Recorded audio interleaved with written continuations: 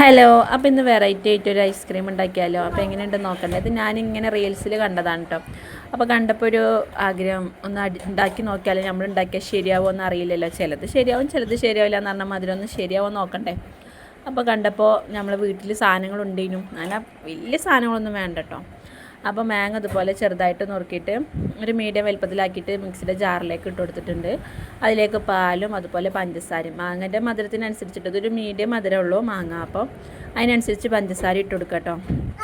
എന്നിട്ട് അതൊന്ന് ജ്യൂസ് ആക്കി അടിച്ചെടുത്തിട്ടുണ്ട്.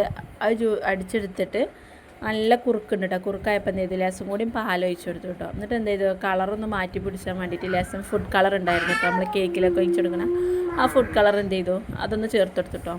അപ്പോൾ മാംഗോയുടെ കളർ പോകാൻ വേണ്ടിയിട്ട്. അപ്പോൾ ഇങ്ങനത്തെ ഒരു കളറാട്ടോ വന്നത്. അപ്പോൾ ഒന്ന് ടേസ്റ്റ് ചെയ്ത് നോക്കിയപ്പോൾ മധുരമൊക്കെ നോർമലാണ് കേട്ടോ. പിന്നെ എനിക്ക് മിൽക്ക് മെയ്ഡിൻ്റെ അതും ഒഴിച്ചെടുത്തിരുന്നു കേട്ടോ. നമ്മൾ ജ്യൂസ് അടിക്കുമ്പോൾ തന്നെ ഇതിൽ കട്ടായി പോയതാണ് തോന്നുന്നത്. അപ്പോൾ അതും ഒഴിച്ചെടുത്തിരുന്നു. പിന്നെ നമ്മൾ ഇങ്ങനത്തെ ഒരു ഐസ്ക്രീം ഡപ്പ ഉണ്ടായിരുന്നു കേട്ടോ. ഐസ്ക്രീം ഡപ്പയൊക്കെ എന്താട്ടി ഇതുപോലെ മിൽക്ക് മെയ്ഡ് ഇങ്ങനെ പാർന്നു കൊടുത്തു കേട്ടോ. എന്നിട്ട് ഞാൻ ലേസും കസ്കസ് ഇതുപോലെ ലേസം വെള്ളത്തിലിട്ട് വെച്ചിരുന്നു കേട്ടോ. അപ്പോൾ ഇതൊക്കെ എൻ്റെ വെറൈറ്റിയാണ് കേട്ടോ. കളറ് അതുപോലെ കസ്കസ് ഈ സാധനങ്ങളൊക്കെ. അപ്പോൾ എന്ത് ചെയ്ത് അടിച്ച് വെച്ച ജ്യൂസ് അതിലേക്ക് പാർന്നു കൊടുക്കട്ടെ. എന്നിട്ട് അതിൻ്റെ അടിയിൽ കുറച്ച് കസ്കസ് ഇട്ട് കൊടുക്കുകയാണ്. അപ്പോൾ ഇങ്ങനെ വെറൈറ്റി. അപ്പോൾ അതിൻ്റെ അടിയിൽ വേറെ എന്തെങ്കിലുമൊക്കെ അണ്ടിപ്പരിപ്പ് അങ്ങനത്തെയൊക്കെ ആണെന്നുണ്ടെങ്കിൽ ഒന്നും കൂടി രസമുണ്ടായിരുന്നു. ഇത് ഞാൻ കസ്കസാണ് ഉണ്ടായിട്ടുള്ളൂ. അപ്പോൾ ഞാൻ തട്ടി അതിങ്ങനെ ലേസം അതിൻ്റെ അടിയിലേക്ക് ഇങ്ങനെ ഇട്ട് കൊടുക്കാം കേട്ടോ. പിന്നെ ഫുള്ള് മൊത്തമായിട്ട് അതിന് ഇട്ട് കൊടുത്തപ്പോൾ ഈ കസ്കസ് എന്ത് ചെയ്തു, മേലൊക്കെ പൊന്തി വന്നു കേട്ടോ. അപ്പോൾ നമ്മളത് അവിടെ പണി വാളിപ്പോയി.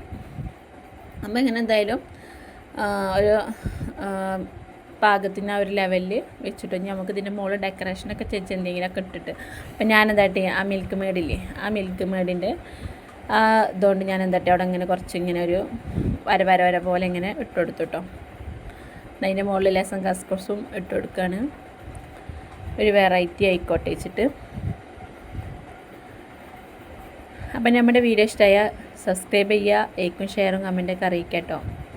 അപ്പോൾ വീഡിയോസൊന്നും അങ്ങനെ പ്രത്യേകിച്ച് വീഡിയോസൊന്നും ഇടാനില്ല. അപ്പം ഞാനിങ്ങനെ കുഞ്ഞു വീഡിയോസൊക്കെ ഇങ്ങനെ ചെയ്തിട്ടുള്ളത് ഞാനിങ്ങനെ അപ്ലോഡ് ചെയ്യാൻ നിങ്ങളൊക്കെ ഒന്ന് സപ്പോർട്ട് ചെയ്യണം. അപ്പോൾ കണ്ടാൽ ഞാൻ ഇതുപോലെ മിൽക്ക് മെയ്ഡിൻ്റെ ലേസം ഉണ്ടായിരുന്നു. അപ്പോൾ ഞാൻ ലാസ്റ്റായി ഫൈനലായിട്ട് അത് വെച്ചെടുത്തിട്ടോ. ഇനി നമുക്ക് ഫ്രിഡ്ജിൽ കൊണ്ടുപോയിട്ട് ഫ്രീസറിൽ കുറച്ച് കൂട്ടിയിട്ട് ഇട്ട് കൊടുക്കാം കേട്ടോ. അതിനെ കൂട്ടിയിട്ട് കൊടുത്തിട്ട് നമുക്ക് ഇനി എന്ത് ചെയ്യാം, അത് എങ്ങനെ ഉണ്ടാവും എന്ന് അറിയണ്ടേ. അപ്പോൾ നമുക്ക് ഇനി അത് കാണാം. Okay, waiting.